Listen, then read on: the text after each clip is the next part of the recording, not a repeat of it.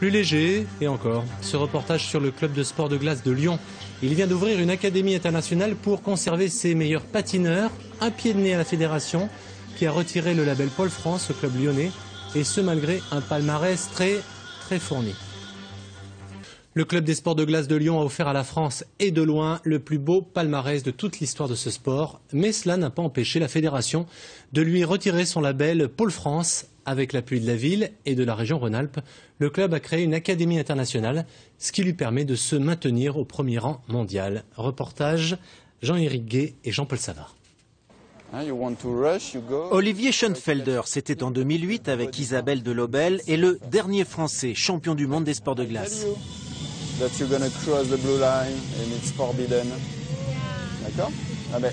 Désormais entraîneur, chez lui, il parle anglais car l'Académie internationale de Lyon, en froid avec la Fédération française, est restée une référence pour les danseurs du monde entier qui viennent toujours ici, en stage ou à demeure. C'est un club qui fonctionne bien, il y a toujours une bonne ambiance. Moi je me suis toujours senti un peu comme dans une famille avec Muriel. Donc c'est vrai que pour moi c'était une évidence de rester ici après si j'avais l'occasion de travailler avec Muriel. Muriel Boucher-Zazoui, est celle qui chaque matin fait se lever la lumière de la patinoire Lyon-Charlemagne bien avant celle du jour. Ça fait 34 ans que je viens tous les matins, que je me lève à 4h30 le matin et que j'entraîne.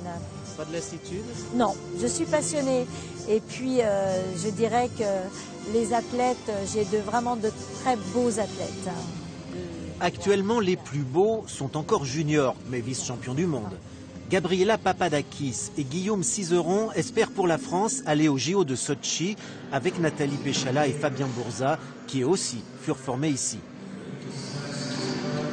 En attendant, après le lever du jour, Guillaume étudie les beaux-arts et Gabriela les lettres modernes.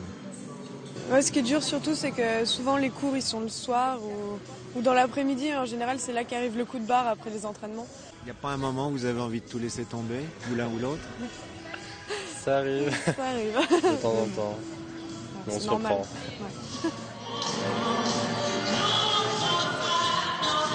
Se reprendre quand le moral chute et toujours se relever avant même que le soleil n'ait ouvert un œil.